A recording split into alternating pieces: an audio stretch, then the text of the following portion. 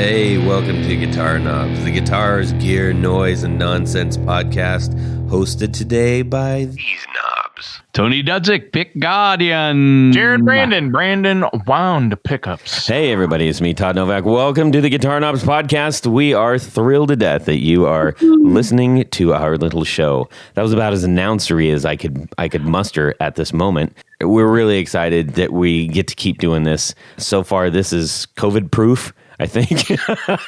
I don't know. Yeah, well, in so much as that we are still able to do it. Tony is on one side of the planet, well, at least in our neighborhood, and Jared is a little farther out in a neighborhood, and it really sucks. I mean, it stinks. We all know it, but one thing that I have noticed is that I think the overall tolerance of people has risen, and we're so much more forgiving of little things that used to bother us in the past. And I if nothing else, I hope that just sticks after all this blows over. Speaking of blowing over. I was going to say something. Yeah, well, that's what I mean. Go ahead. No, a lot of the podcasts that I listen to, and even some of the late night TV shows, I mean, I hate to say it, but the standards have dropped a little bit, in terms of sound quality and if there's video attached, sometimes video quality. Oh, sure. And I think people have, come to accept it. And in some ways, it's a little bit more, I guess, real than, the, beautifully packaged and shot in videotape and all that stuff. I think it's a lot more real. People, aren't getting as, made up in terms of makeup and things like that on video stuff. So, I mean, in some ways it's good. And, it really points out some of the weaknesses in our infrastructure in terms of the internet itself. It seems like everybody now is at home and streaming or, online or what have you. And it's really putting a strain on a lot lot of the I can't believe it still works. Yeah. Speaking of can't believe it still works, what do we do on the show, Tony?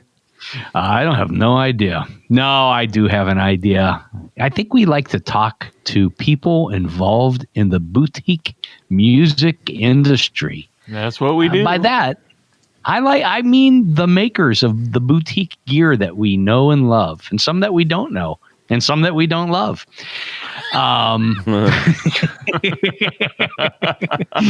There's been a few of those, but we like to talk to the people behind and get the story behind the story. And these are, people that make guitars and amplifiers and pedals and accessories and pedal boards and pick guards and pickups and all that stuff too.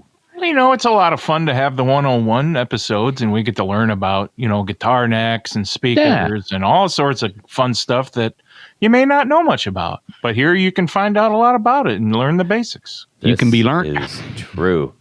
This is so true. Hey, speaking of that, who do we have on the line right now? It's me, Ryan Ratajski. Hey! I'll have a pepperoni with cheese, please. Yeah. Oh, no pizza. All right, Ryan, what do you make? Who are you? What is this all about?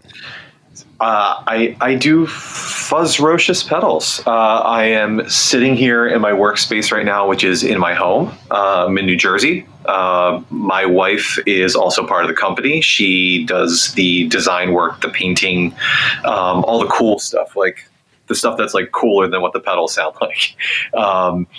And then we've got our kids here. They help out too. And we make handmade effects. I was going to say the old way. Like, we hire a bunch of people in a sweatshop and we source our transistors from the Russian tanks that no. But we do. Do you at least chain them 6 feet apart? We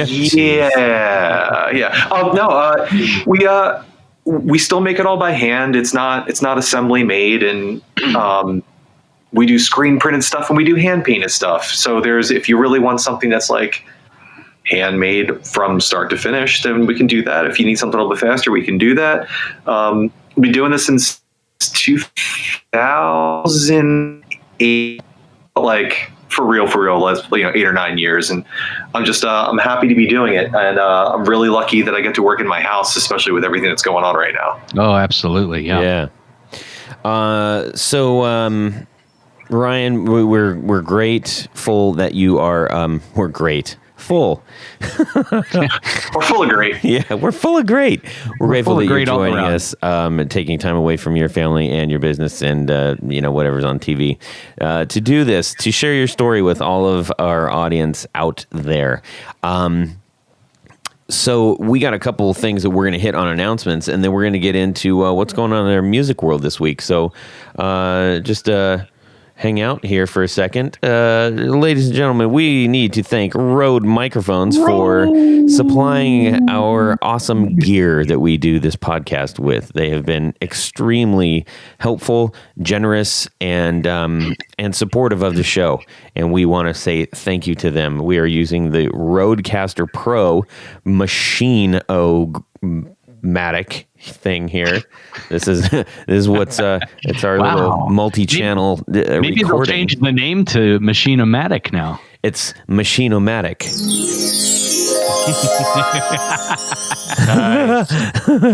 See, and we were never allowed to touch those special things. Don't touch my buttons. No touching my buttons. And then we're also using the Procaster microphone. And we disassembled everything, and each one of us are using it in our separate worlds tonight. Mm-hmm. So thank you very much for that. I also wanted to share really quickly, we got a message from James Pegler, and he said, hey, guys, I got I'd like to share my 4 on the floor. So, well, okay, here we go. His current 4 on the floor is the MXR custom modified badass overdrive for an always-on boost with just a little bit of transparent hair. Nice. I use hair when I talk about distortion and stuff too. Second is a custom, quote, custom Ross distortion clone that I picked up at a garage sale that has no other identifying marks from the builder. I use it almost as a fuzz. That would be kind of maybe a neat one to have, just a complete rando box. The third pedal is the EHX Glove Overdrive on the 9-volt setting for higher gain. I usually stack it with the MXR, previously mentioned. My last pedal is the Danelectro Tunamelt Tremolo. I could play with the sounds that come out of this little yellow guy for hours. All right. So, I think I'm back. Well, we didn't even notice you left, so that's awesome. Yes. Welcome back, Tony Baloney. Thank you. For the audience. It's nice to be missed. Yeah. We appreciate your patience on the ins and outs and that little chime that you hear that I cleverly put on our last outtakes. We'll probably hear that a couple times, because that means that someone's lost a signal or is coming back in. And with the strain that we were talking about on the actual, Jeff Schroeder just sent me a message. That's pretty fun. Hey, Jeff. Hey, Jeff. I'll get to your message in just a little bit, buddy. With the strain on the network, on the internet, 4 of us streaming can be a little challenging, especially at this point in time, because now everybody's like, well, shoot, my work day's over. I've been working hard all day. Time to sit down and watch some TV. On the internet. Yeah. So, yes. Anyhow, so we're going to motor on. Let's just do it. I do have an announcement, too. Yes. Can I go? Of course, it's announcement time. Well, I just wanted to mention that one of my favorite performers and singer-songwriter just died from complications due to COVID. Adam Schlesinger from Fountains of Wayne. I saw that. And That Thing You Do. And at that one, he's 52 years old, which is still a little bit younger than me, but just that one in particular hit me because, for one thing, his music, I always found it to be very uplifting and, just kind of happy poppy stuff.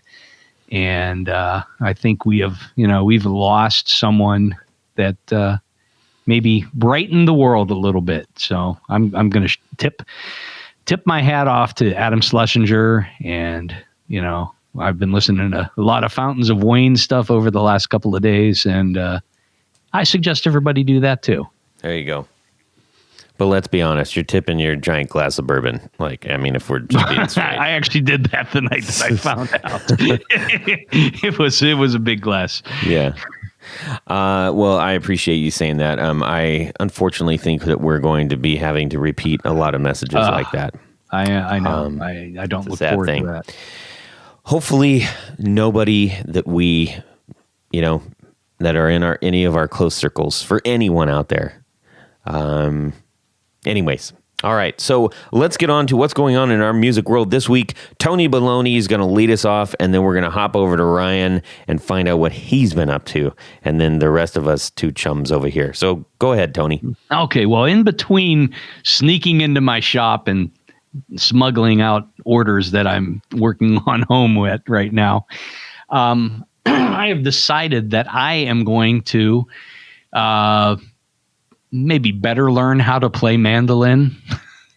So I grabbed, a couple of years ago, I bought Fender reissued their electric mandolins. They did a 4-string and an 8-string version. I've got one of each, but I brought the 8-string home because it sounds more like a mandolin to me. And so, to just, really go for it, I said, well, the first song I'm really going to learn better, or at least complete, is the Battle of Evermore, which is, Led Zeppelin's probably premier mandolin-based song. So in what I've been able to see is, I go online to YouTube and there's some things, and there are like some irate mandolin players because apparently Jimmy Page isn't playing the mandolin properly. Of course not. And he was a guitar player, and so the big issue they have with him. You mean he's like playing it down at his knees or something, or what? No. He's fingering. Okay. And weird. You know what? I always thought John Paul Jones played the mandolin on those. So did I. No, I think it's Pagey. Oh, okay. Everybody, quick to the internet. Right. All right, you're back. What did you think? Everybody yell at this podcast right now. There's John Paul Jones, you idiots. Okay. No, it's Jim Page. Okay. James Page. Anyhow, the big issue that most of the more experienced mandolin players is that he hooks his thumb around to play the upper strings. Just like on his guitar. Well, just like on his guitar, exactly. But so anyhow, long story, even longer. I just decided that I would, take some of those, YouTube videos and some of the stuff of Pagey playing, and trying to come up with, a happy medium, I guess you'd say, for that song. Are you hooking your thumb? I am hooking my thumb. Yeah. Because I kind of find that easier. I started doing that. Andy Partridge from XTC put out a couple of guitar lessons a couple years ago. Genius, dude. Oh my gosh. And so the one thing that he does, and he said he started doing it and now he can't stop, is when he's playing a first position D chord. I'm so glad you went there. Okay. Yeah. Keep going. He wraps his thumb around to play the low E string on the second fret, which actually fills out the D chord further. And so now I've kind of gotten used to that myself, wrapping my finger around for certain chords on the guitar. And so it kind of came natural to me to do it on a mando, because obviously the neck is, a third of the... Is that what you call it if you actually own a mandolin? A mando? Yes. Me and my mando. Yeah. I'd feel like an absolute moron if I walked in and said, yeah, I'd like to buy a mando today. Do you have any of those? No? Drove my Lambo here. No, you can either call it, a mando or a Lin. Yeah. Me and my Lin. Yeah, no, nobody says that, Tony. Ryan, what's going on in your music world, buddy? Get us out of this. What do you think of that? Ryan? Me? Yes. Yeah, what's going on in your guitar world? Oh man, what's not going on? How do you like to play your mandolin? Well, first of all, why are you guys not like? Why was like someone not talking about like this is the way? Like, all I'm thinking is Mandalorian, but yes, missed opportunities. No, it's been weird. I work from home anyway, so like the COVID thing is not totally counterproductive to like my workflow. But the one awesome thing that kind of came out of all this is while I'm working through one of the collabs that we're doing, and I'm working through our Croak release, which is coming up or supposed to be coming up on the 17th. Mm-hmm. I just I cleaned my entire workspace. I reorganized everything. I went crazy and ordered a rug. I ordered a table. I ordered a couch. And I'm just like, oh, I'm going to turn this into like a demo space too. And I'm going to like keep this really clean and blah, blah, blah. So it's like completely like nesting behavior. And then when I was like cleaning stuff out, I found an old dark driving like enclosure that I guess we had done a rehouse or something. And I'm like, oh yeah, I had all these ideas that I wanted to do like a V2 of this, of like change like the tone stack and really not make it what it is, like do the thing I really wanted to do for me now. So I like just like took 2 hours out of my day today and redid a pedal, and I'm just like, cool. Like, so it's, I guess with this whole COVID thing, it's allowing me, and you guys were speaking earlier about it, like people are being more tolerant of each other. They're being more patient. And I'm finding myself slowing down and really liking it. I mean, I'm still working all day and after the kids are in bed, but it's been nice to kind of just like meander through my day rather than race through it. And that's kind of just been my week. I mean, I haven't really listened to any music. It's been podcasts just because I need to have people yapping in my ear all day. I know, but yeah, it's been great. Like building Croaks and working on this pedal today have just been awesome. So yeah. And I got to pick up the baritone today, which was nice. I haven't done that in a while. And I guess it's one of those things, like every time I pick up this, it's a Fender Telecaster baritone. Every time I pick it up, it has these like really like light strings on it. I just get stoked on playing it again. And I'm like, well, why am I not using this thing more? I don't know. It's an awesome guitar. So yeah, it's been a positive music week. I'm so glad you didn't call it a barrow. No, you would call it a Bari, B-A-R-I. An I-tone. Yeah. Jared, how about yourself, buddy? Besides having some winder parts stuck in U.S. Customs for 2 weeks, things are going really well.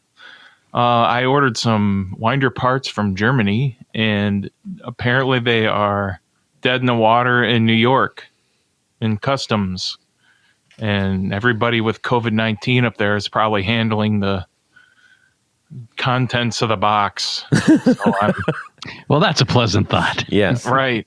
But anyhow, more of a guitar, not winder thing, but so my wife's been home. She was laid off from work, and but we're fine. But we're fine.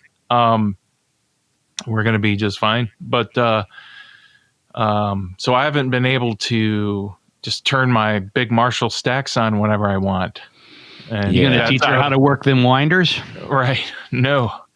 So that's out of the question. Both of those things are out of the question. Every time she goes for a run, you got to quit working and jump on. It's not enough time. I mean, by the time you choose a guitar you want to play, she walks in the door. It's like, it's too late. But no, so I've been just using my PV Classic, and it actually turns.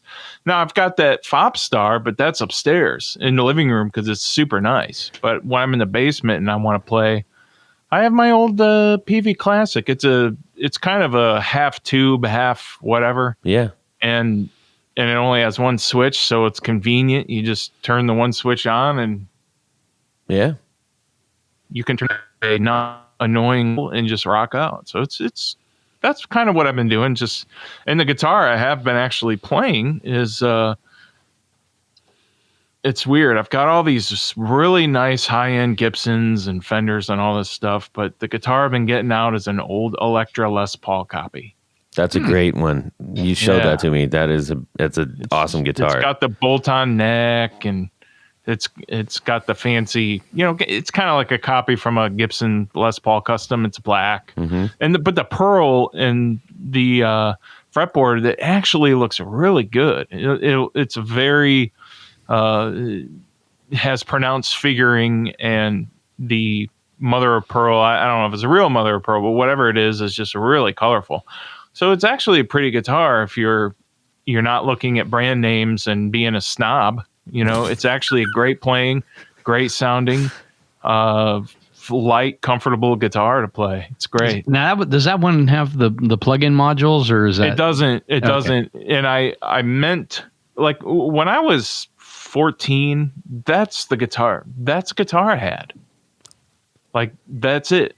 And I kind of found it about 10 years ago. I almost bought there at the Music Around. They had an Electra. Tony, you probably saw this. They had an Electra that Explorer that had all of the buttons on it. Yeah, that's cool. It was like $80. And it was up there forever, and I kick myself for not buying that. Yeah, that would be a cool one. I changed the pickups and electronics out of mine and put my own stuff in and upgraded all that. It just sounds awesome. But what I did notice when I changed the stuff out, the top is actually this really cheapy plywood. I mean, the finish looks good. It all looks good, and it's yellowed where it's cream. I mean, it's great. It's a great guitar. Was there space between the body back and the carve? Yes. Yeah, that's pretty typical of those. But it's light though. I mean, it's light. Who cares, right? I mean, it's when you're standing up and playing it. It's, if you're not looking, you'll feel like you're playing a Strat or a Tele. Maybe it's not that light, but it's definitely not as light as an actual Gibson Les Paul of any, of a the normal model, not including the SG, of course. But anyway, it's nice. A great old guitar. I still have it. I like it, and it's kind of what not my very first guitar I ever had, but my second, and played it a lot. So nice. Speaking on the Electra stuff, we brought this up a long time ago, but Ryan, I know you like messing around with bass stuff too, right?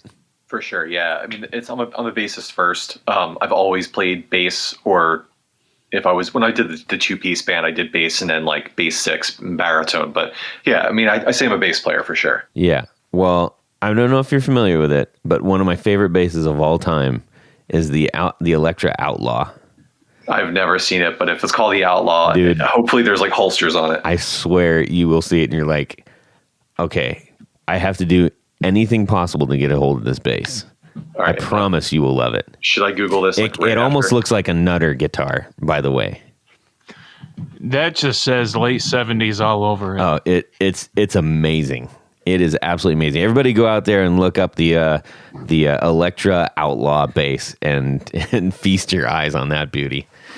And by the way, for Brian Nutter, funky shape, man. Oh yeah, it's awesome, and it feels great too. Brian Nutter. The status on him, he's been really, really sick before all this COVID nonsense happened. He was really, really in bad shape, and we're hoping that he's on his way back. So Ryan, if you're hearing this, or anybody that's close to Ryan down there in Tennessee, we just let everybody know what's going on. They were doing that for a while, but I think they kind of backed off a little bit. But hope he's doing well. An update. I got an update the other day, and good. He was home, and then he ate something and had to go back in. He had some sort of reaction. So I just feel so awful for the guy. He's having a heck of a time. Can't catch a break, man. No, he's. Yeah, it is quite serious. So for a time, at least he was eating and probably getting nutrition, and before he ate the wrong thing. But Yeah, we're all thinking about them and trying to keep up with what's happening there. So. Yeah, for sure. How about you, Todd? What's going on in your week this world? Well, okay, so I've always been a self-professed hack. Not like, I mean, I wish I wasn't, but that's just that's just what I am. Yeah, at least you embrace it. Well, but I'm trying to unembrace it, as it's not going to happen overnight. I know that. So typically, what I'll do is I'm like, great, I worked all day. I'm going to go down. I got to get my jams on. And this last time, I just decided, you know what? I'm literally just going to spend about a half an hour trying to find nice little pieces way up on the neck, which is, I don't drift in that territory so much. I don't, I stop at 12th Street usually, you know what I'm saying? And so I decided, you know what, I'm gonna pay attention. It's gonna be probably a little painful. I'm gonna make a lot of really awful sounds, but I want to find some things that feel like they're coming from me. Not because I, looked at some tablature or something like that. So it was really fun. I flipped it up to the bridge pickup, so it just sounds a little sweeter and, a little bit more and less harsh, a little bit more forgiving, a little more musical. And it was nice. And I found a couple combinations like, I don't know if this is unorthodox or not, but it sounds really nice. And so I've just been trying to push myself a little bit more in that direction as I'm writing stuff that can benefit from those little parts. Have you tried wrapping your thumb around the low string?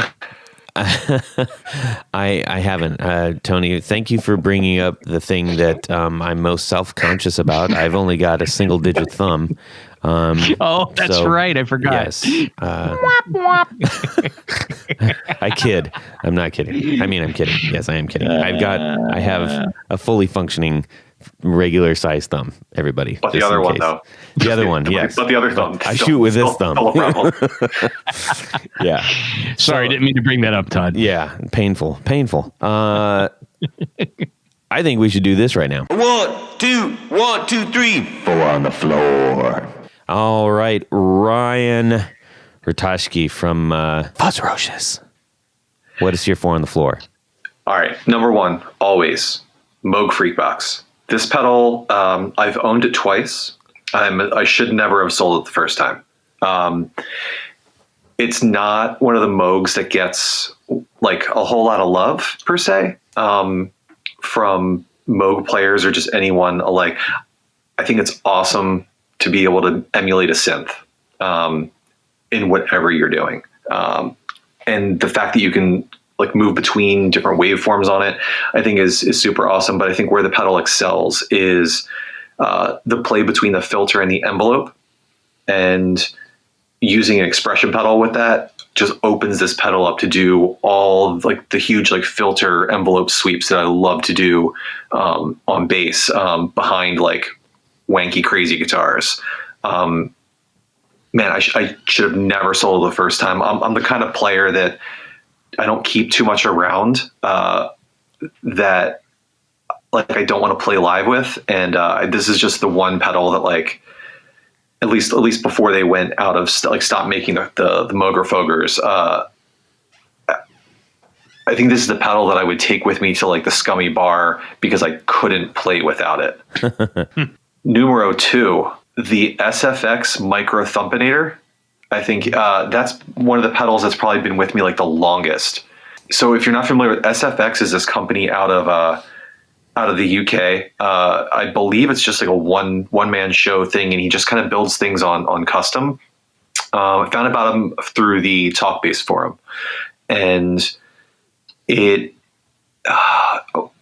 essentially cuts off everything. I want to say it's below 50 hertz, but essentially like below the register that you actually can't humanly hear, but like it's more power for your amp to be pushing that stuff out, and then your speakers aren't doing anything with it, or you're like flubbing your speakers. So I like having that pedal around to just make sure that whatever I'm sending through, if I'm using octave stuff, or even with like some of the waveforms on the Freak box, that whatever hits the amp and then hits my speakers is the frequencies that your body's going to feel right, and your ears are actually going to hear.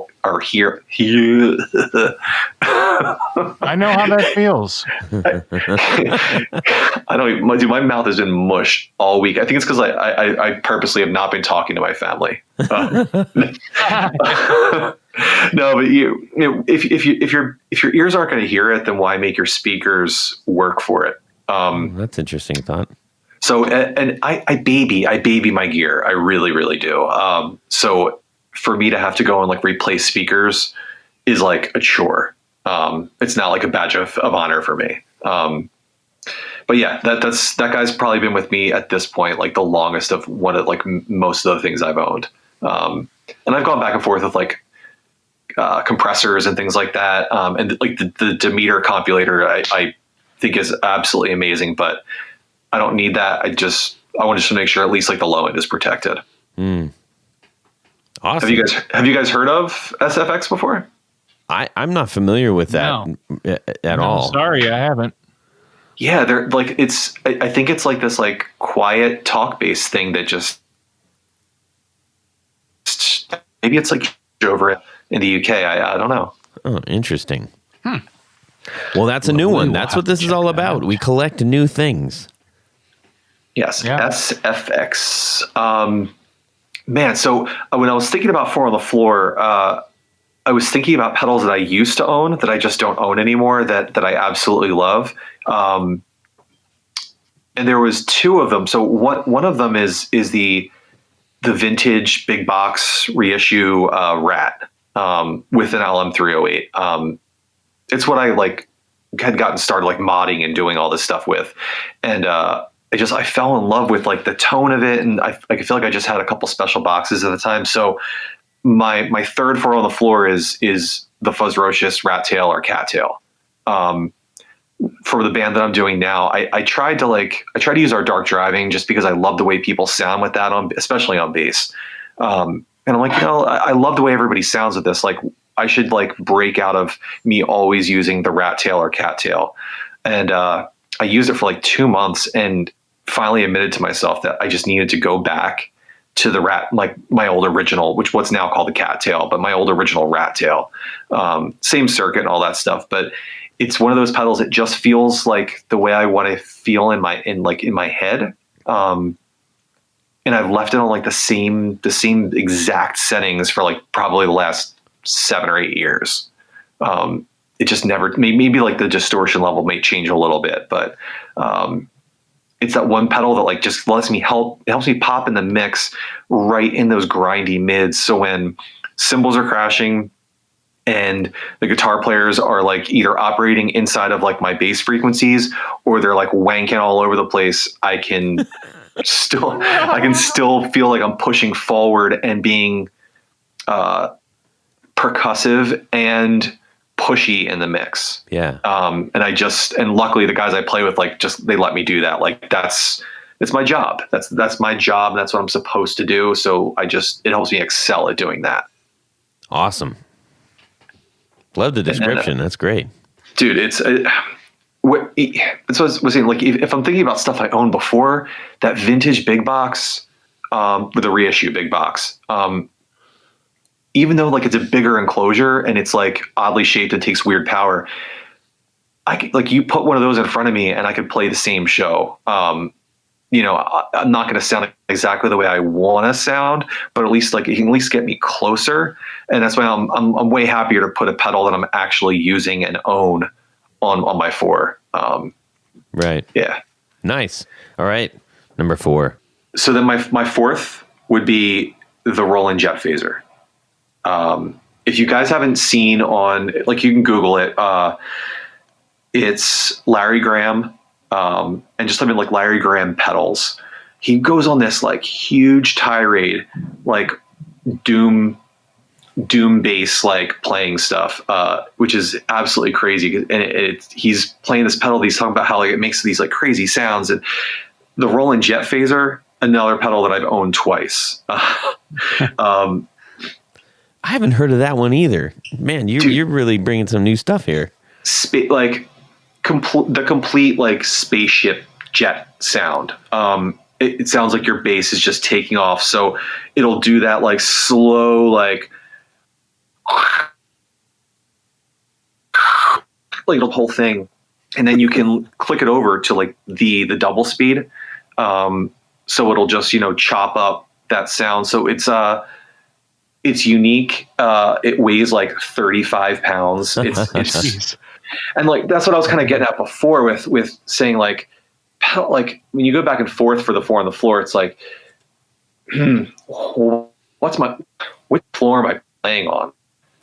Am I playing like in a bar? Am I playing in my house? Like, or what do I just have to have like at every time? It's like, I go back and forth of whether that Roland Jet Phaser would make it to every show with me.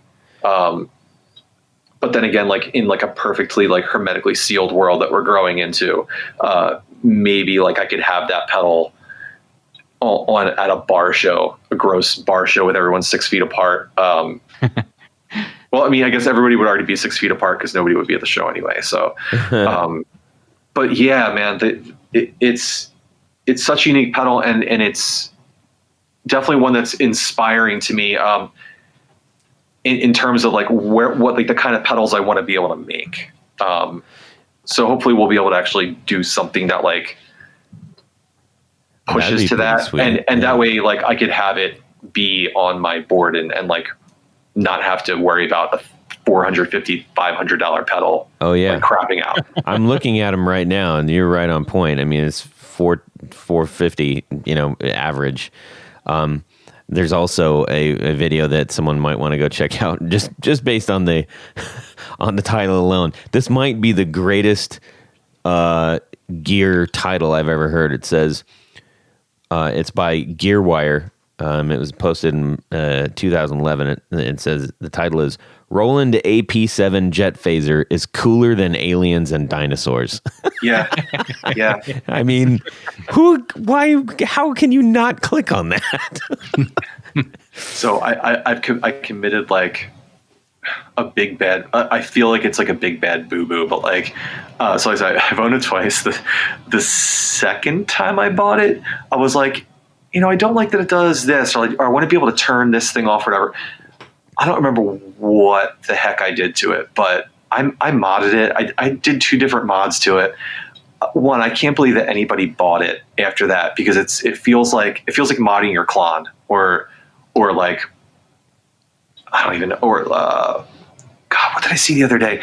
Somebody on a forum was complaining about somebody modding something, and it was like, should I put a John from EAE, from Electronic Audio Experiments says, is it sacrilege that I want to put a 9-volt connector onto my DAM pedal? And you're like, even when you weigh that in your mind, you're like, well, I don't want to have to open this thing up and put batteries in it all the time. Yeah. But I kind of like don't want to mess with like this like pristine, perfect, specially, handmade pedal that's done this thing. And I did that to a vintage Roland Jet Phaser with only limited numbers left in the world. Wow. Oops, indeed. Well, I think there will be some serious price to pay. I think they're probably gathering with pitchforks and shovels and torches in front of your home right now. And a baseball bat or an axe. Yeah, maybe. Or an axe. Ooh, yes. Well, that's a very interesting 4 on the floor. There are some that we have. I can honestly say at least half of those, maybe more, have never been on a 4 on the floor before. Yeah. 4-4. I look forward to seeing the knobs. That's always like the cool thing is looking at what's on there. I'm like, which one are they going to pick from the Moog? Yeah. Yeah, that one will be interesting. Especially when I get one with like, no knobs or something. Like, awesome. All right, now what am I going to do? Is there a trim pot in there? Yeah, exactly. Let's transition to the reason that we have you on the show, because we want to hear all about what Fuzzrocious is and why we should give a crap about it. Okay? Did you see my picture I sent? Yeah, but that's when he wasn't touring with. That's when Jonesy wasn't touring with him. That was just Page and Plant. Back in the early days, I believe Jonesy played the mandolin. I think you're wrong. I think you're wrong. In the 70s? Yeah. No, John Paul Jones. Maybe live, but on the recorded version of Battle of Evermore, it's Pagey playing. Is it? I believe it. I believe either way. I do. I don't. It doesn't matter to me. I don't care. But I know that either John way. Paul Jones had a 3-necked weird thing that he played live, and Jimmy Page played the guitar live. Yeah. And back in the 70s, in the olden days, Plant used to play the bagpipes on a lot of the songs. Yes. Do you guys want to hear about the time I got perplexed by Page? Yes. Okay. This is a wonderful NAMM story. So this is my first NAMM, and we're sharing this booth with Small Sound and Dwarfcraft, Varellin, and I'm excited. I'm going to see like real stars and things like that, like walking around NAMM. I just don't know what to expect. And I hear that there's a band playing like in our row, and they're playing Zeppelin, and I'm just like, wow, like these guys sound really good. So I turn around and look, and there's Jimmy Page, like playing in this person's booth, like in the basement. What?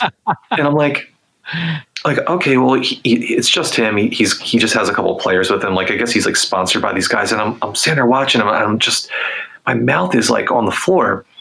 And I turned to Ben Varellin from Varellin Amplifiers, and I was like, dude, like, do you believe this right now? Like, this is real life. Like, Jimmy Page is playing at the booth right next to us. And like, he's had to have work done. He looks really good.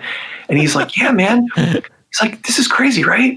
I'm like, oh man, I got to take a picture. Like, no one's going to believe this. So boom, I take a picture. They're done playing. People clap. And I'm retelling the story to I think like Ben and Louise from Dwarfcraft. And they're like, no, like it couldn't have been him. Like, no, there's no way it would be him. So I call Ben Varellin over. He comes like trotting over. And he's like, what's up? So I reiterate the story, and he's like, oh, buddy, that was a guy from like a cover band. Yeah. And I was just like, I was just like my heart crushed, my stomach sank. Like it was such a humbling moment of like, oh, country boy, I think, get out of the big city. Thought it was. I think I know who you thought it was. There's a guy that really looks like him. I think he's from Japan. You're laughing, but I'm serious. I think he's like from Japan or something like that. And he's blonde. Oh man. Jimmy. All right. You knuckleheads. Here, let's start this thing. All right, Ryan from Fuzzrocious Pedals. We want to find out what the heck is up with Fuzzrocious Pedals and the backstory and why we should care about it. Not that we already don't, but we need reaffirmation. Wow.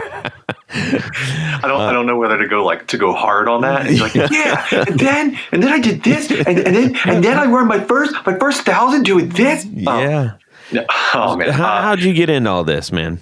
So the long story short is I was playing in a band called Caval, and the two other guitar players in the band had all these effects pedals on their boards. They had these big boards. So at the time, all I had was a DD3, and I used to use that on vocals, like in my ska punk band.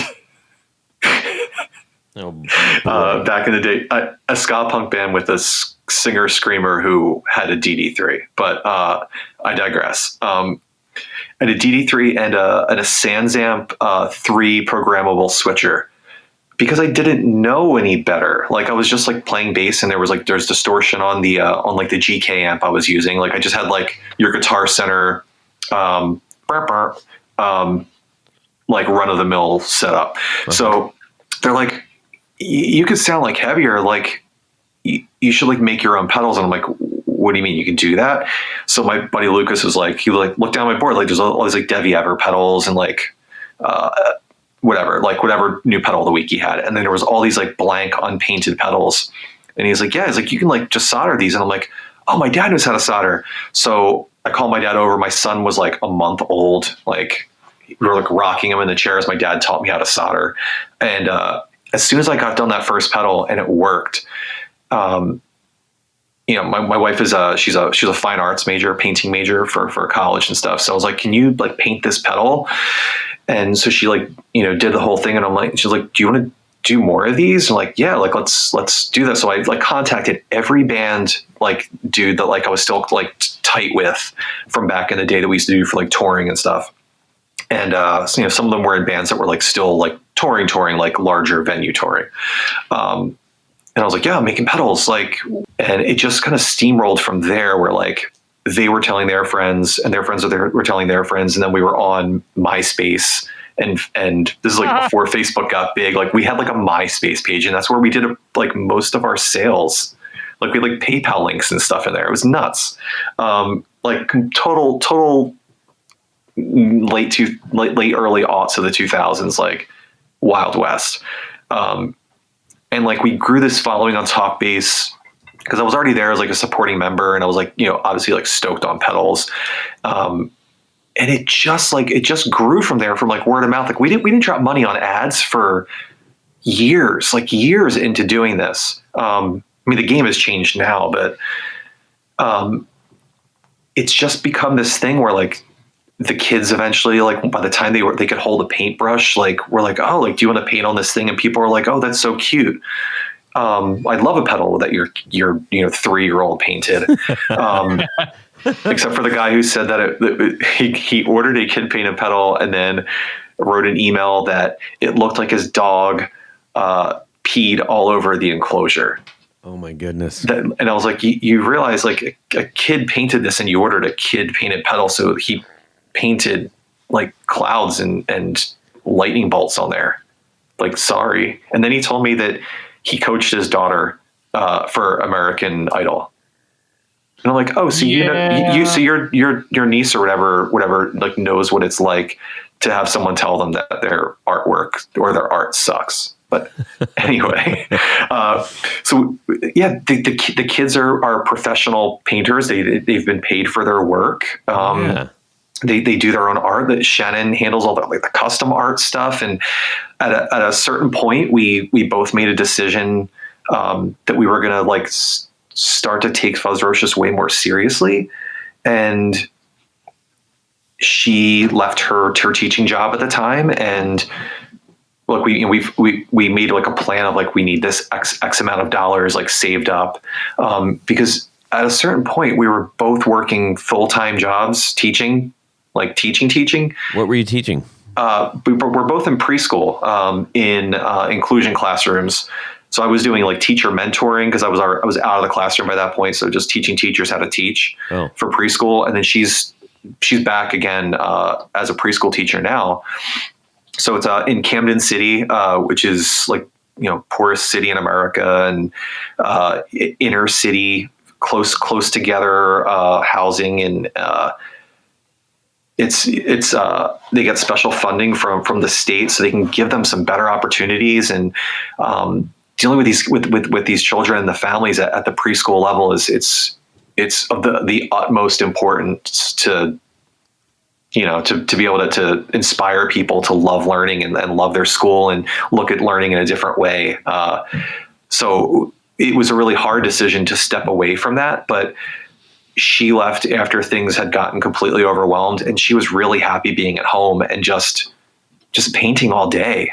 And then about 7 or 8 months after that, I left as well. And I just hit my, 2015? So I just hit my 5-year mark this March.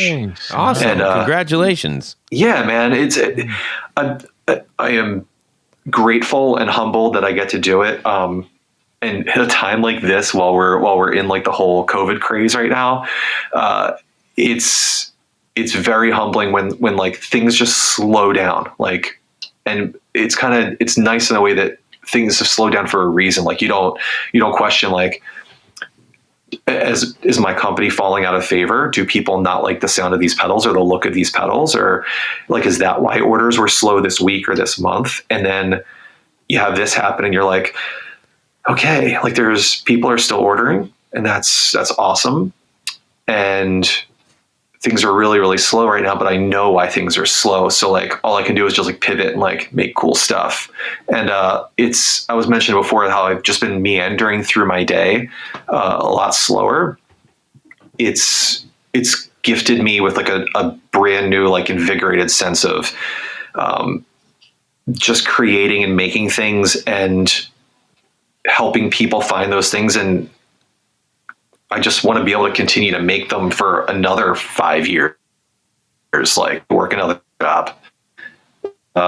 This job allows me to do like a lot of really cool stuff and go a lot of cool places. And I don't take it for granted for a day. Brilliant. That's good. That's nice. Good. That's a great thanks, guys. backstory there. So,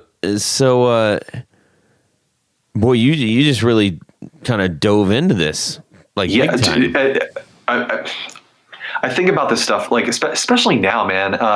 Things are pretty dire, like no matter where you live right now, and it really, these last few weeks have really reopened my eyes. The last time this happened was I had double hernia surgery a couple of years ago, and it was a really long process for me to heal. And when I like stepped back out of bed and like could like walk out of the house again, and I was like moving like a turtle through like everything, it was like I was again really appreciative of like everything that I get to do and that I can do it. And I was gonna say Foo Fighters, it's times like these, but I won't. Yeah, man. Getting to do this pedal stuff is rad. Like we get to do collaborations with like big, huge companies and companies that are like bigger than us and companies that are our size, and band collaborations and stuff. Like it's such an awesome job, but like it's a heck of a lot of work, man. It's a real like mind screw to like operate this all the time and like keep it going and stay positive. And I don't know, I guess I'm like in this craziness. I'm actually like thankful in a way that I get to like take a step back and like appreciate. Yeah.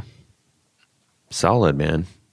What are you guys appreciating right now? If there's something I don't know if you've been thinking about this stuff or like, what is this time opened up for you guys?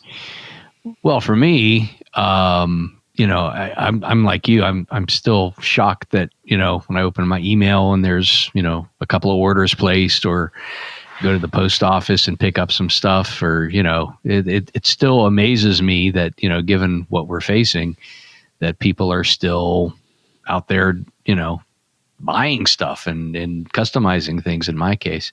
Yeah. So I'm really grateful for that. I sort of figured once, the shit hit the fan here, that it was going to be just a real mess, and everybody was just going to, bunker down or whatever. And it seems almost quite the opposite. I mean, I'm answering as many emails as I was before. Orders have fallen off a little bit, but not dramatically, which is surprising. We'll see how that, another couple of months of this, who knows? But yeah, and I'm thankful that, we still are able to actually do this podcast, because, it's much different than when we're all three in the same studio. Yeah. And, shooting each other, rolling eyes and shooting each other looks. So some of that is missing, but it's still something nice that at least once a week we can, get together, if not in person, at least by the internet. So. Yeah, for sure. There you have it. I'm kind of in the same boat as well. It's like when I get up in the morning and I see 2 or 3 orders, I'm just elated. I'm like, wow, I can't believe. And it kind of makes sense, because there's a lot of, like teachers and people that can work from home, that have more time at home. They haven't had an income blip like a lot of other people have, like my wife has. Mm-hmm. And they want to mess with their guitars. So that's good on Tony and I, and that we get to still make product and make money and keep going. I mean, if I didn't have this, I know I wouldn't be working else. I was a bricklayer before. I don't think I'd be working now. I'd just be busting my back if I would be, but yeah, I'm very lucky as well. I could carry my wife through this time with what I'm making. So, and she has a very good salary paying job. So I really feel, I know it may sound silly to a lot of people, but I kind of feel privileged now that I get to, carry us both. And I feel more like a provider even more than ever, because it's kind of on now. Yeah. To make sure all the bills get paid and stuff like that. And it feels really good to take that role. It's kind of like a challenge, and I'm all for it. I'm going to do whatever I can. So that's kind of what that's opened up to me. I'm looking at it as an opportunity. As weird as that sounds, that's what it's done for me. I'm taking the bull by the horns, man. That's what I'm doing. There you go. Well, since we're doing this thing here, honestly, I'm just glad that I've been able to hang out with my kids during the day. I mean, I'm working, thank goodness, but as an added benefit, like, of course, I'm extremely thankful for that. But I get to. We all had lunch at the table the other day, and we typically try to have dinner, everybody together, but we got to have lunch together. I was like, well, this is good. I like this part of it. But so many things. I mean, we're alive, so I'll just stop there. There is that. Yeah. So for now, Ryan, what do you getting back into the backstory and the forward story on Fuzzrocious? Where did you see where things like really started to take off? Because you jumped in and you said, hey, we're going to do this. At what point did you feel that this, like, it clicked in and went into a different gear? I ask that not just to understand how your company is, but for those builders out there who are at that stage of like, hey, I've hit a plateau, or like, when does this start going, or, just some inspiration there. Right. I think like it's maybe like one of those things where, like when a band like when they talk about like, oh, like we could tell that like we were like about to break. It was like one of those things like when Shannon and I like talk about it and we think back to where like what we were feeling when things started to get crazy. It was we got connected with Troy Van Leeuwen from Queens of the Stone Age, A Perfect Circle, Failure. You had me at Queens of the Stone Age, but go ahead. So we had got connected. A friend had connected us because we had made the heliotropic pedal, and we developed first a working relationship, and then got to spend a little bit more time with the Queens guys and stuff. And I think them talking about the pedals and people seeing it on the board so often, really that was a big impetus for us. I think like they were getting a lot of coverage around that record at the time. And I think that was I don't know. We also got a cease and desist from a company, and it was like one of those big affirming things. And I want to say it was like 2012 or something like that. Like we got a cease and desist, and like it was super duper scary, but at the same time it was like, oh, like people are noticing who we are and what we do, whether that's good or bad. And the orders are still coming in, so like that's kind of awesome. There's no like one moment that Shannon and I can like really pinpoint, but when you start really questioning yourself as to whether you want to continue working 2 full-time jobs, when if you just worked one of those jobs, you think everything can be paid, and then maybe having more time to focus on it allows you to then grow that business, which when we jumped ship and started doing that, then we made the right decision. Essentially, like all the bills were paid, all the insurance was paid, all that stuff. So a lot of times we'll talk about like right around that 2012 mark is when we started to like work with some more notable acts. And I think that really, really helped. And that was at a time too, when we still weren't advertising. So much of getting the word out now is advertising. Word of mouth is slowing down because it's around that time when we started really getting, I guess, we're not big, but like when we were getting bigger, was at that time when like pedals were still new to a lot of people, and now they're everywhere. They're everywhere. So it's very, very easy to be lost in the mix, whether you're a legacy company or not. I'm squawking. So no, that's all super helpful. As you were doing this, I'm assuming that as you're building at some point, like you get inspirations to do one thing, but did you ever were you ever hitting like where you weren't able to come up with the next thing, and where maybe has that ever been a thing, or have you guys just been like on it? Yeah, in like the writer's block kind of thing. There was a band we were working with. The one guitar player was looking for a very specific sound so he can punch through the two other guitar players in the band. So it's a three guitar player band. And so we had this idea, and like we had lots of ideas. Needs a Mando. And I like, or a Lynn.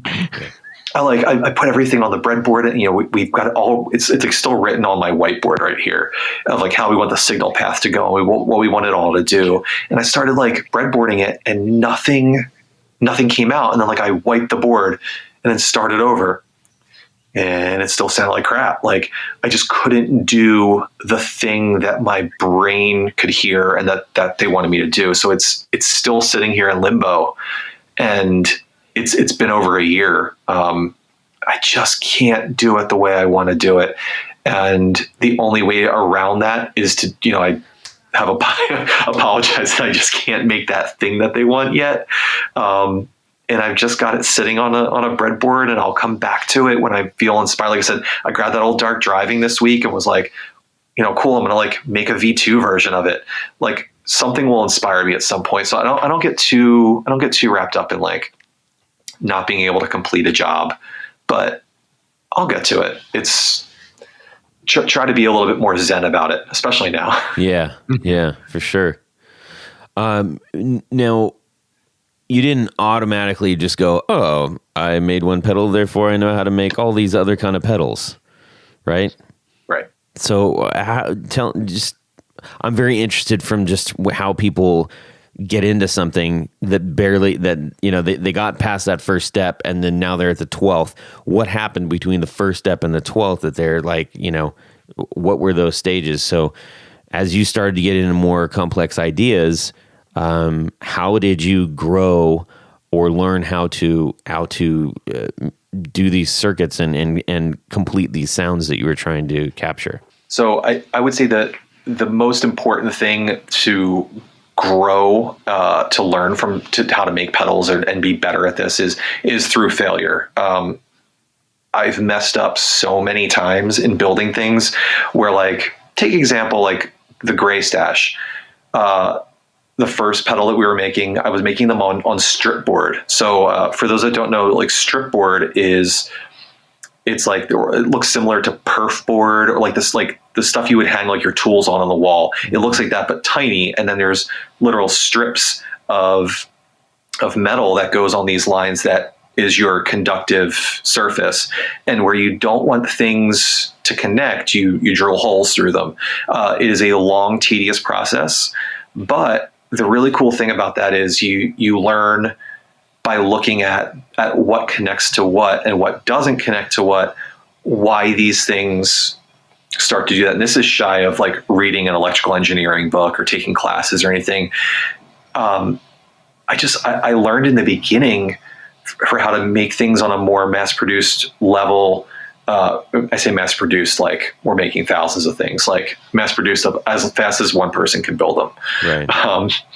But yeah, I messed up so many gray stashes, and now when I build them now and something doesn't work right, you're like, oh yeah, it's doing that thing that it did. Like, oh, it's this transistor. Oh, you flipped this, or you got the wrong valve, the wrong part, in this section of the circuit. And do you feel comfortable with one circuit, then you start on like one or two other things that you haven't done before. So like logically, I went from muff to rat, and then from rat to OCD, like the big things that people were working off of way back in the late aughts of the 2000s. Mm-hmm. And from stripboard, we went to PCB. Brian from Small Sound Big Sound here in Philadelphia. And I say here, like where we are is so close to Philadelphia. Brian helped us step up to do PCBs. And that was, again, a huge learning process because I didn't understand how all of it really worked. And then you start to get, savvy with that. And from there, it was like getting onto like getting a breadboard. And I think the breadboard, when I'm talking about failure before like screwing up things, failure on a breadboard is a whole different thing because you may have knocked something out of place and like you have to go back and figure it all out. So I take like lots of pictures of things as I go. And but the awesome thing about that breadboard is like you can literally change a part and then go back and forth, or A/B the two parts like right on the fly. And it's that's been the other really cool thing to understand or try and understand or just screw with or like try and break the op amp that you're working with or something else. It's freeing in a way because you're not tethered to like a PCB design or you're not tethered to like that one strip board that you like cut out and whatever. You're like trying to like solder pieces on top of pieces on top of other pieces and looping this over here. It's been really neat. And then the last piece is reaching out for help. People talk about all the time, but I mean, this community is awesome. If I have a question about something and just don't understand why a circuit is doing a certain thing or not doing a certain thing, or why I can't do something else, I have no problem like putting my head down and like asking, like Nick from Dunwich, be like, I don't know why this is doing this. Like, and then I'll be like, oh, well, it's doing this because blah, blah, blah. And then you learn that thing. So you don't need to make that mistake again, or you can incorporate that into your future builds. So yeah, I mean, like failure, practicing, like feeling confident before you move up to the next step of what you're doing. I definitely learned early on, like not to like run before you walk when like I took orders for like that first set of gray stashes and like 7 of like the first like 20 didn't work and I didn't know why. And it was like something stupid. Mm-hmm. And like, well, maybe I shouldn't have taken on 20 orders before I like really could build like a gray stash from start to finish and not screw up. Yeah. Oh man. Lessons learned. Hey, yeah. The breadboard thing, for those who might be listening, not for like the 100th time or whatever, but you might be new to all of this stuff. Can you explain just a little bit what a breadboard is, how what resource, maybe if there's a resource that you think is helpful to get your head around it? Sure. So a breadboard is, if you picture a Chinese, not a Chinese checkers board because it's not shaped like that. Picture a rectangle, and there are, say, 100 holes. So you have 10 rows of 10 holes. So making 100 holes in like a rectangular area, or a square area, whatever you want it to be. Could I have it as a circle? You can have it in a circle. on one side of on strips that are going down vertically, you have your positive and your negative input. So they're like all bridged together. So you can run positive power, negative power to where you need to go. And then throughout the middle of this, there are horizontal strips. And essentially it's the same idea as your strip board that you're doing before. You're laying out a circuit so that a resistor connects to pin 2 of an op amp. Out of pin 3 of the op amp may come a capacitor and another capacitor that goes somewhere else. It allows you to easily move pieces from one place to another and create your own circuits in an open, quote unquote, like safer environment. Do all of your work. You don't have to stick anything down, stick everything down into the holes, and you've created a connection. So, I mean, you can literally go like places like freestompboxes.org and DIY stomp boxes, and people like Mad Bean and things like that, General Guitar Gadgets and BYOC, or even like if you want to look on like the Wayback Machine, and you go into Google and you go to like the Wayback, and you can put in a like Beavis audio research. And there's like old like resources on there. There's a ton of stuff that you can get into if you want to learn how to do this stuff.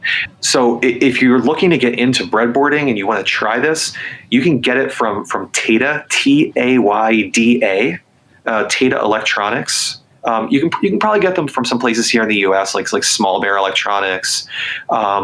But if price is your option and this is like your very first foray, maybe you don't want to spend as much money on your first go at a breadboard, because they come in all different sizes and shapes and all kinds of fancy things. But you can get it for like under $2. So you can like get your parts together that you want to do and then just start playing. Like, and if you really don't want to be playing a guitar while you're trying to do this stuff, try oscillators.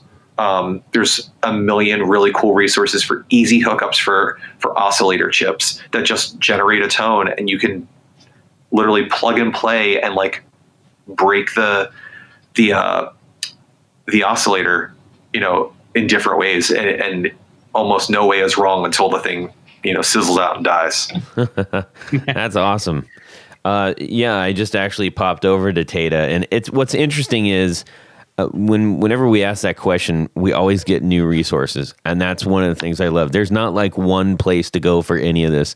There's not one method of doing it. There are so many ways to do these things, and I think that is it can be really freeing because if there's only one way or only one or two ways, if you're not doing it right, then it's like, well, crap. Then I guess I'm just never going to crack this nut. But with so many resources and, like you said, so many people in the industry that are willing to help, it's an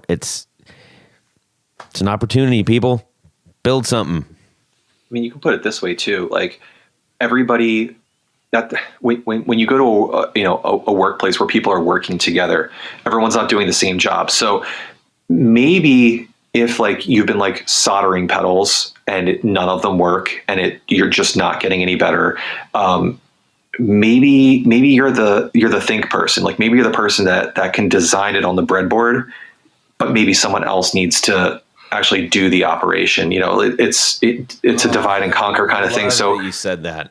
Yeah, I mean, like soldering might not be for you, or like drilling may be for this. Like this person's excellent with tools. Okay, well, I'll put them on the drill press. Or like I'm just the kind of person that likes to put my head down and like give me the work to do. All right, well then you can be the person that like stuffs all the PCBs, or you can be the person that does final construction. Like just maybe working with one other person to at least to get started and get your feet wet. If you're not confident in something that you're doing, doesn't mean you have to work together forever or like create a brand new company, but like at least you can take advantage of each other not doing, like if it's just going to be a hobby for a while, why not? I like that. All I could think about was soldering may not be your cup of tea, but you may be a brain man. Sign up to find out your place in Guitar World today.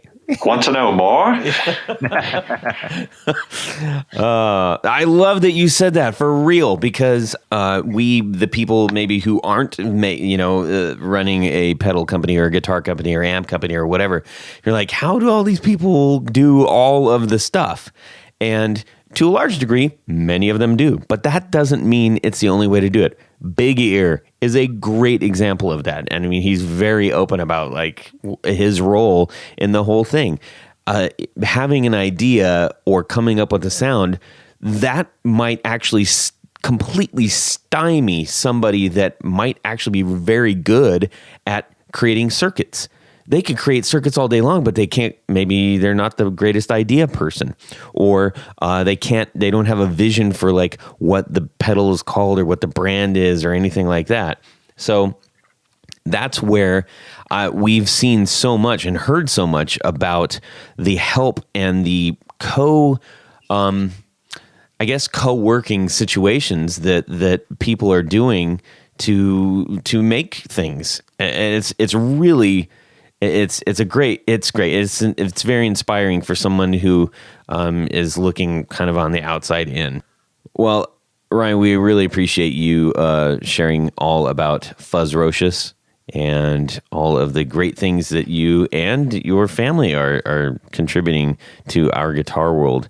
And for those who still haven't gone to Fuzzrocious yet, make sure you get over there and check out all of the wares that Ryan's got. And gentlemen, Jared. Ladies and gentlemen, it is time for your favorite segment of the Guitar Knobs podcast. Not really, the guest usually is, but instead it's time for Would You Rather? All right. Would you rather? Since the Rock and Roll Hall of Fame closing, you have access to the entire guitar collection. Holy smokes. Would you rather be able to borrow any guitar for a week at a time, or one guitar that you can keep forever? Now, just to clarify, it didn't close forever, everybody. No. It's just closed to the public right now. Yes. Closed for the night. We don't need people raiding the They're getting the baseball bats, pitchforks, and torches. Jared said it was closed and we could have these. Well, it's down there by the Browns Stadium, so yeah, that may happen. All right, yeah. So you get to have one guitar a week out of the entire guitar collection, but you don't get to keep it. But you don't have to keep it. It's like a library book. Or you get to walk in, take one, and run. Yeah, that's right. Forever. Keeping it forever. Yes. All right, Tony, what are you doing? This one, boy, I've been to the Rock Hall a couple of times, and is that what you call it? The Rock Hall? Yeah, the Rock Hall. Climbing the Rock Hall. Rocka. It's the Rocka. Ernarhoff. Jeez. It's the Ernarhoff. And they've got some really cool stuff in there.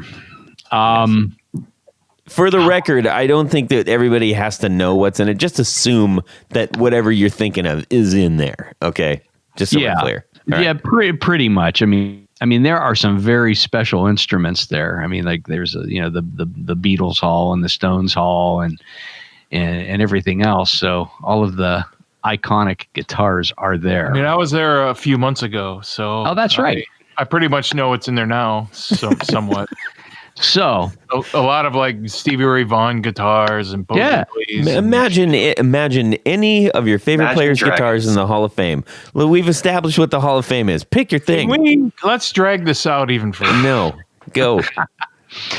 I am gonna do the Guitar a Week program, just so I have the ability to say that I've been able to play this guitar, that guitar.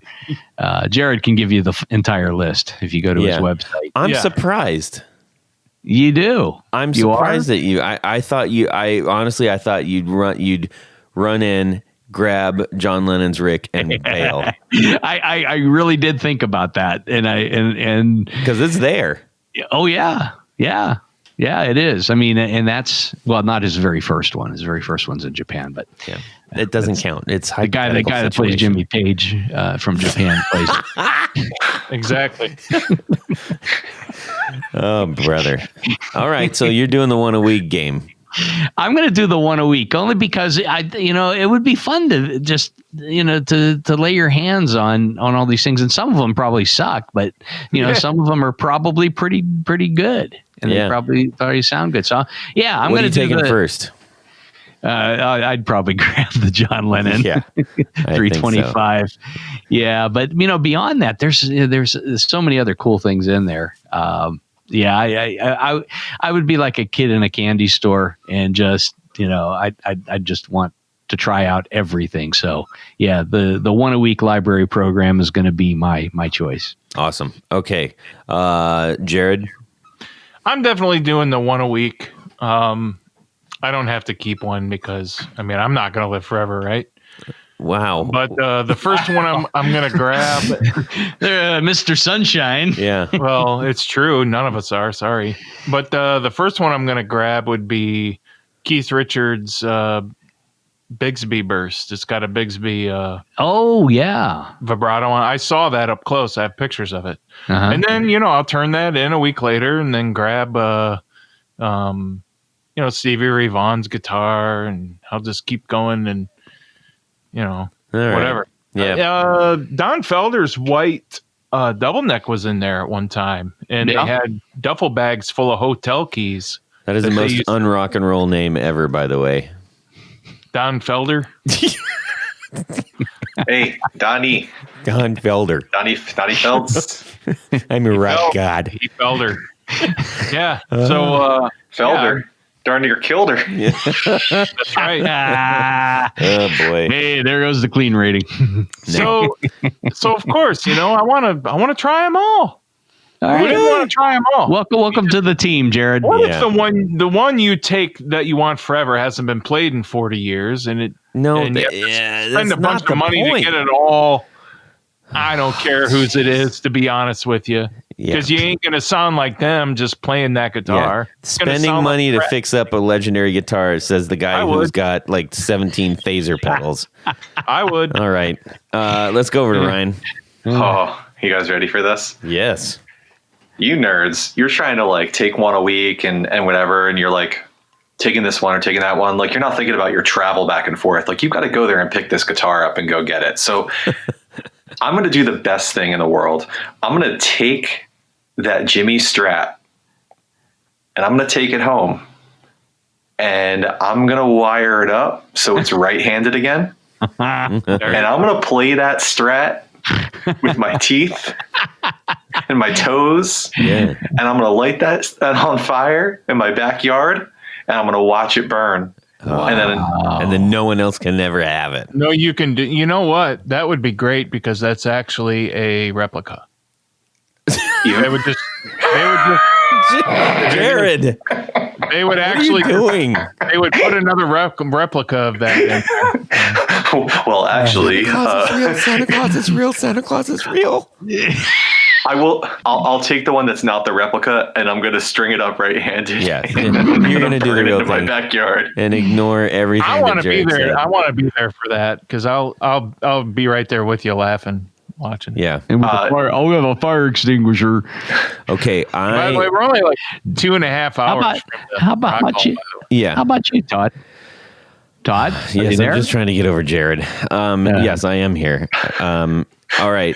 I know I'm not playing nice. I'm going to tell you exactly what I'm going to do. He must not have had supper yet because he's kind of grumpy. I had too much. I haven't. The soup's over there still. No, Jared, you're not grumpy.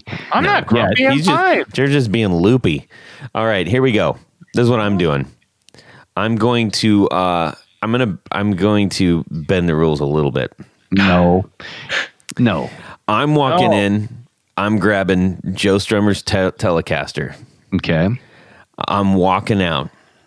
On the way out, and I know that it exists there because I've seen it, I'm going to smash the glass with Joe Strummer's Telecaster and grab Johnny Cash's inlaid Johnny Cash inlay acoustic guitar, and then I'm running. That's what I'm doing. What's up with that? I don't like how you bend the rules when it comes to you, but if you want to bend the rules. Yes, it's ironic. I have to pay the bill, so. What I said about the Jimi Hendrix guitar is actually true. That is actual a replica. We believe you, Jared, Jared, but what? this is a fantasy. Yes. So we're going to assume that everything that's on display is the real McCoy. Yes. Of my rock and roll band. So with the Johnny Cash stash, Yes. when people take your picture, you always going to put the middle finger up. Is that only when you're running from the law? Anyways. You're gonna look so cool. Yeah. It's one of the first. It's literally the first guitar you see when you walk into the Rock and Roll Hall of Fame. How do you not smash the glass and take that with Joe Strummer's Telecaster? I mean, if you take that, then I'll have no choice than to have. You already had your time. Anyways, Elvis's bass. we're going to go over to the thing. Because I think that guitar is one of a kind. I've never seen any other guitar like that. The Elvis bass 6-string SG. Okay, so anyways, and it's not or Jared, shut it. Oh my gosh. See, I can't give him the hand across the neck thing or threaten him with my eyeballs. You wouldn't even be able to at the thing. No, I know, because you would crush me. All right, hey everybody. We've got a couple people to thank really quick. So at this point in the show, we like to thank a special group of people. Some might call them executive producers. That's what we do. But wait, in addition to the executive producers, we have a special level of executive producer called the Grand Poobahs. So you may be asking yourself, how can I become an executive producer or maybe even a Grand Poobah? Well, head over to patreon.com/the Guitar Knobs and you will find the way. You can participate in a couple of different levels, and each level comes with its own beautiful collection of swag, and that would be things like barefoot buttons and T-shirts and picks and stickers and giveaways. Yes. Oh, yeah, giveaways. Lots of that, and we just got a whole batch of new barefoot buttons. Nice. Now shipping's a little rough right now for some people, so just be patient, but it'll get there. You will get it. At the executive producer level, there's something in addition to all that great stuff. There's something that happens. And Jared, what would that be? Like about right now, you get to have your name read on the thing. Your name read on the thing. And that's what I'm going to do. Do it! Yeah, seriously. All right, so let's start. We talked a little bit about the Grand Poobahs. Let's just start with them. Yes. That's Jonathan Jarusic, Corey Nigro, David Kaminga, Cody Lane, Cody Foster, Sean S. And Tommy Manasco. But let's not forget our regular executive producers and something exciting. In spite of all of the pandemic of 2020, we have a new executive producer. So we'd like to welcome aboard James Pennington. Hey, James Pennington. Thanks. I'm pretty sure he's not British, but anyways. Yes, but he could be. Yes. Okay. Well, in addition to James, we'd like to thank Matt Hart, James White, Brett Alexander, Justin Jones, Doug Gann, Tim Novak, John Esterle, Chris Heidel, Brad Partridge, Tyler Bray, John Anglin, Anthony Lathrop, Johnny Knowles, Stefan Lamb, Michael Senchuk, Brian Robison, Ken Sayers, Michael Van Zant, Doug Christ, Darren Gregory, Chris Kearney, John Daly, Martin Cliff, and Tom Barazin. All right. That is one heck of a list. We are so proud to have you guys supporting our show. And ladies and gentlemen, and for those who are at the other levels, honestly, we cannot thank you enough. It warms our hearts. Please be patient with the shipping of all the bits and pieces. A special shout out to Sarah Cadence, all the way out in Hong Kong. I think Hong Kong, might be Singapore, way over there. She's been very patient, and we're appreciative of that. So Ryan, where can people find your stuff? Fuzzrociouspedals.com. You go there, you can get our Twitter, Facebook, Instagram, and all the new pedals and cool stuff. Awesome. And Tony Baloney? Go over to pickguardian.com. There you can see the many things that I make. If you have something special that you need or you can't find where you can order it on the page, shoot me an email and I will take care of you personally. If you want to see some of the special projects and things that we talk about from time to time, go over to Instagram and Pick Guardian and the number 1. Brilliant. Jared? So, yes, I build great There was pickups. a comma in there, by the way. Just those. Yes, that's true. So, yes, I build pretty good pickups. Go to BrandonWildPickups.com. I've got some pretty cool pickups on my website. There's even stuff that I do that's not listed. Go to Instagram and see a bunch of rewinds and things that I'm doing. I show pickups on the leaders and things like that. And most of all, what's exciting right now through this awful, crappy pandemic crap that we're all enduring, go to my website and put in the word home and get 15% off your order. That's Wowzers. nice, Outstanding. Good job, buddy. That's correct. Thank you, my friend. You can send me an email, Todd at Todd, how can people theguitarknobs.com. get a hold of you? I am going to throttle you, Tony. You can shoot me an email, Todd at theguitarknobs.com. You can also send me a DM at Guitar Knobs on Instagram. And I usually send all those messages over to the boys so that we can all chime in and laugh and guffaw and I love a good guffaw. yes, who doesn't? And wipe the tears from each other's eyes when it's something touching. So please send us. Look, you guys all have time, right? Everybody has a little bit of extra time. Yeah. If you've been listening to the show, we want to hear from you. If you have a would you rather, we want to read it. Okay? Yes. Send us those things. If you're on Instagram, it's so easy. Your thumb is right there. Just move it over a little bit and hit follow. All right? It's a piece of cake. Just do it. It'll make us very happy. Okay? Ladies and gentlemen, thank you so much for you listening. Ryan, thank you so much for doing what you do with Fuzzrocious. Thank you for spending the time with us to share your story. We really appreciate you and we like you. Guys, I'm glad I got to do this. Thank you. I feel like I'm part of the club now. It's been a long time coming. We've been trying. All of us. It's been like, it's been quite a while. Yeah. But I want to come back on when I get something new. Awesome. Absolutely. Doors always open, my friend. Cool. All right, everybody. Have a great guitar week amongst all the muck out there. Stay safe, stay healthy, and subscribe. Yeah.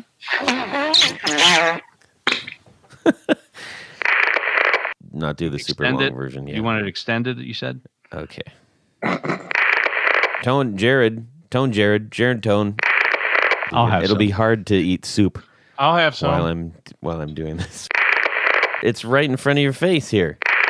Came out the other end a little soiled, but we are better for it. Jared, you back yet there, dude? No. Well, that's it for these knobs. Please visit our Patreon page at patreon.com/theguitarknobs. Visit our website at theguitarknobs.com for all of our past episodes, 4 on the Floor blog, and other good stuff. You can connect with us on social too at our Facebook page and share your gear and stories on our Facebook group. Also, be sure to check out our Instagram at Guitar Knobs. Catch you next time.